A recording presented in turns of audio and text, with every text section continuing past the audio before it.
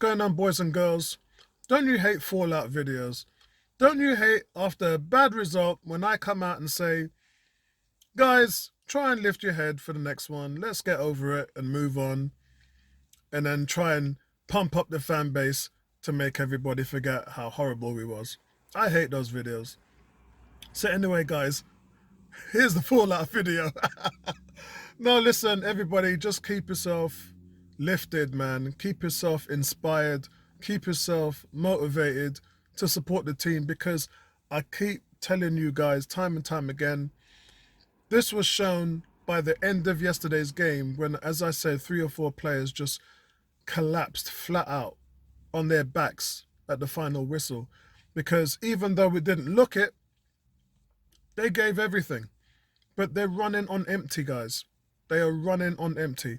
And I've watched quite a lot of videos, and I've been on the forum this morning, and none of you lot are talking about it. So I'm going to talk about it. These guys are tired.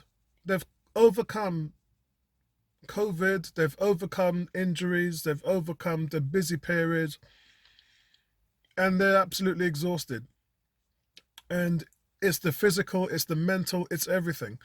And I think the break has come just at the right time for Arsenal. It really has. And my hope is that they go away somewhere nice, to Dubai or somewhere like that, and then they just chill, relax, and recharge, because that's what they need.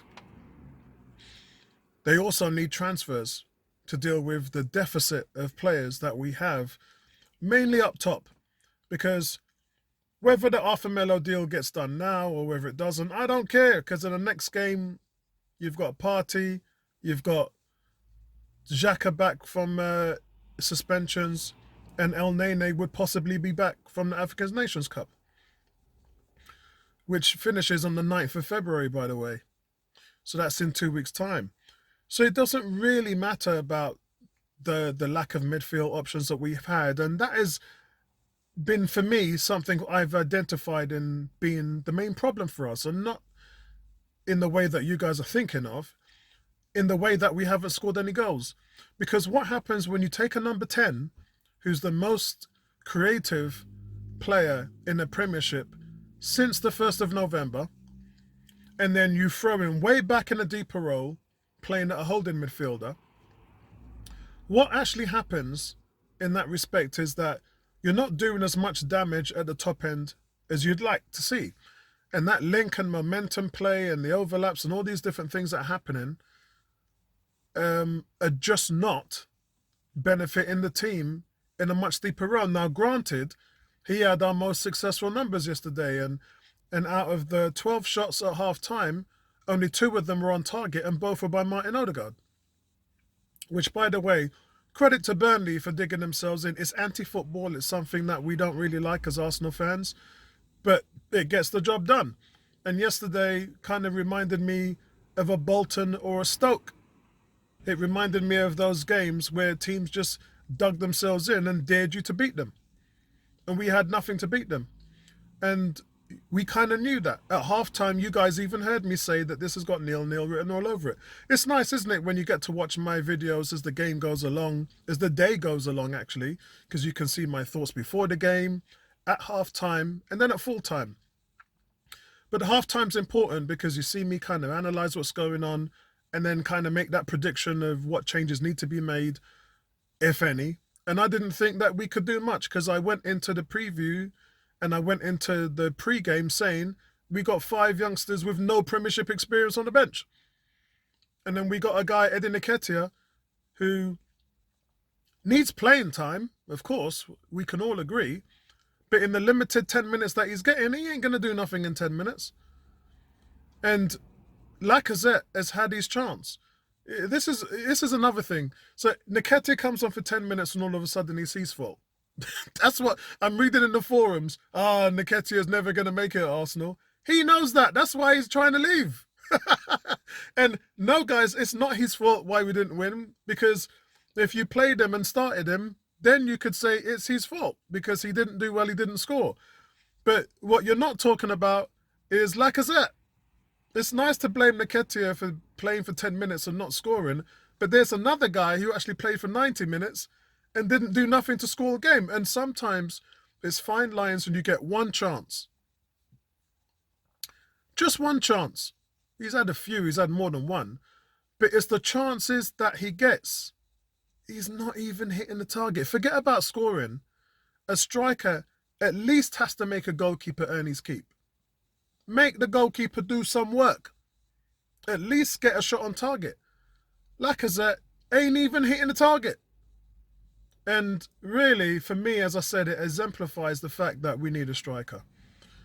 Because, as I said, he looks like a kid playing football among grown-ups. When you've got a 5'8", 5'9" striker going up against 6'3", 6'4" centre-backs, he's just getting swamped. He is not a physical presence. I know we all marvel with his hold-up play, but as I said, I'll repeat what I said in the Liverpool watch-along.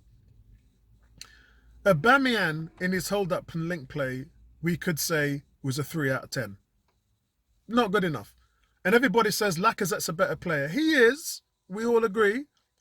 But he's not very good at it either. He's better than Aubameyang. But I would still put him at a 5 out of 10 for hold-up and link play. I wouldn't put him in anywhere as a 7 or an 8 or anything like that. A 5 is still better than a 3. But a 5 is still ain't good enough. And that's where we are. So everybody's saying, yeah, Lacazette plays better with the kids. Lacazette fits the role more. He's more of a link player and he holds it up well and everything. But how is that working out for us? It isn't, is it? And I think where I've got to draw the line on this is this is the panel of 101 podcast. We all looked at the stats and we all said that Lacazette actually, in terms of his starts and his goals, he's actually averaging a goal every other game. So when you look at it, you're thinking, God, all he has to do is get a run in the team. Yeah? All he's got to do is get a run in the team. Well, he's had a run in the team, guys. And he certainly isn't getting a goal every other game. It's not working out for us. Where are the goals? I remember one season back as well, he was player of the season and he had 18 goals and 11 assists. And I thought that was quite good. But innately, you have to build on that. In order for you to become a good player and grow within the team, when you set markers like that, that's what you're judged on. And he really hasn't grown from that. If anything, he's digressed. And I think right before our eyes, we're seeing a digression and the limitations of Lacazette. That's what we're seeing.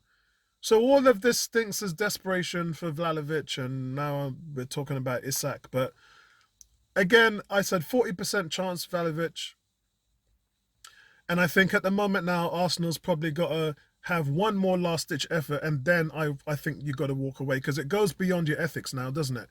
Every other team has pulled out of the running because they're taking a piss. The agents are taking a piss. I don't think Fiorentina are. They're well within their rights to ask for 66 million for the player.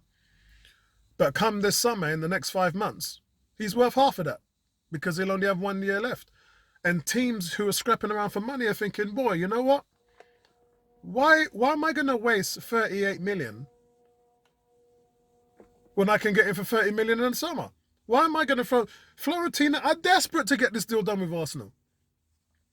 And Arsenal are desperate to get this deal done to take him away from all the other options like Barcelona, Real Madrid and everybody else that's after him. Because they might be cash-strapped, but they can broker together 30 million. We saw Juventus do that for Locatelli. So Vlahovic is going to be a prime asset in the summer, and he knows that. That's the reason why he's trying to wait this one out. But for Arsenal, he's wasting your time. This man is dragging you on, yeah? Man is like that nice girl who you've been chasing for eons. She knows you like her. She ain't interested in you, but she likes the attention. So she's just dragging you on until you've had enough. And when you have finished on your pursuit of this lovely, wonderful lady, it's done. That's Vlahovic and Arsenal right now. That is where it's at. That he don't want nothing to do with you. He likes the attention, but his heart is really somewhere else. And I'm afraid that might be the problem with Alexander Isak as well, because while I've been a big fan, me and Neomis have talked about he would be our number one target. And I know he's scored as much goals as Aubameyang, so maybe there's that to look at. But he wants to stay in Spain. He would rather, his agent has come out and said he'd rather play with one of the big teams in Spain. So much for Edu and Arteta talking about players want to come to Arsenal and all of this. And look, and fair enough, we're not in Europe, we're not in the Champions League, and I can understand why. If I'm a big-time footballer and I'm young, I'm 21 years old, Arsenal ain't in Europe. And if I want to play in the Champions League, they certainly wouldn't be my choice. Yeah, if I was making to look a buck, yeah, if I was making to look $1 for a couple of years, then maybe I might look at it and see what the whole package is. But in terms of me wanting success right now, I wouldn't choose Arsenal. And I think this really hits home why a Dominic Calvert-Lewin would be a good move, because the player would want to compete for top four, and the player would certainly almost want to start games and, you know, have a regular run in the team. And Arsenal will give you that. So I think pampering a 50 million deal closer to home with him is probably more realistic, and I would now look at that as an option. Because if you don't, then these guys ain't really going to do it up front for you. They're really not. Like I said, Lacazette ain't the answer. Eddie wants to get away. It is what it is. So that's it from me, guys. Not much. I'm trying my best to try and cheer you up, but it is what it is, guys, man. And listen, I'll speak to you guys in the next one, man. Have a good break or rest from football as much as you can, and I'll speak to you in the next one. Peace out.